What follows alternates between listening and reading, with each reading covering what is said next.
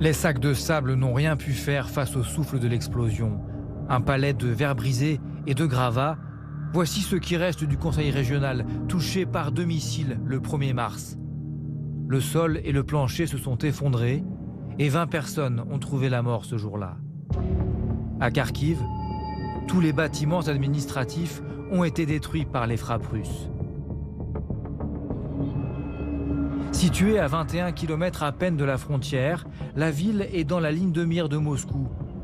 Depuis que l'armée du Kremlin s'est retirée de Kiev pour se concentrer dans l'Est, elle connaît chaque jour des bombardements. Au loin, une colonne de fumée. Une explosion vient de retentir.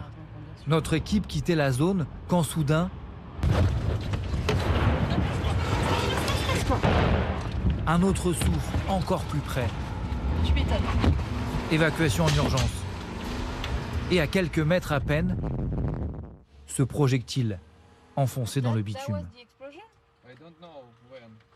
Et en allant sur le lieu de l'explosion, ben voilà ce qu'on voit ici, là, dans la route. Ça n'a pas explosé, c'est assez dangereux. On va quitter la zone. Plus aucun quartier de la ville n'est aujourd'hui épargné. Ici, c'est un atelier textile qui a été frappé. Lorsque notre équipe arrive sur place, de nombreux blessés gisent encore au sol, parfois inconscients. Ce volontaire a échappé de peu à la mort. Je suis en vie et c'est tout ce qui compte. Juste un peu blessé à la tête et ma voiture est détruite. Mais c'est tout. Vous savez, à Kharkiv, c'est tous les jours comme ça. En fait, je ne suis même pas surpris de ce qui m'arrive. Ça va, tu es sain et sauf? Oui, c'est bon. Avec la poussière de l'explosion, cet autre rescapé écrit cette phrase. La colère comme moteur et la solidarité pour tenter de survivre au milieu du chaos. Avant la guerre, Pavel travaillait dans l'immobilier. Cet homme d'affaires a les moyens de quitter Kharkiv, mais malgré les bombardements, il a décidé de rester avec sa famille dans son quartier et de venir en aide à ses voisins, comme il le peut. Ça, c'est mon local humanitaire. Un garage transformé en lieu de stockage de denrées alimentaires. Biscuits, eau, conserves. Tout ça vient du grand centre humanitaire. Nous avons besoin d'avoir des réserves ici. Ça vient du Danemark, d'Angleterre, de France. De la nourriture destinée aux habitants de son quartier, obligés aujourd'hui de vivre terrés dans les sous-sols des immeubles, devenus abris anti-aériens.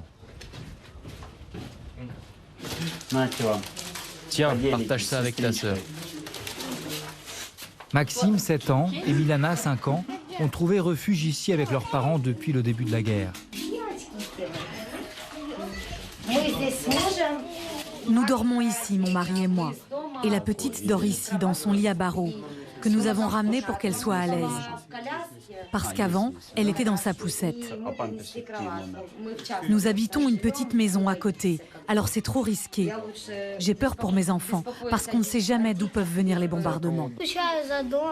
La maison me manque. Les jeux, le foot, faire du vélo. Pavel, lui, a préféré rester dans son appartement. L'ascenseur est bloqué. L'électricité ne fonctionne plus depuis un moment. 7 étages à pied.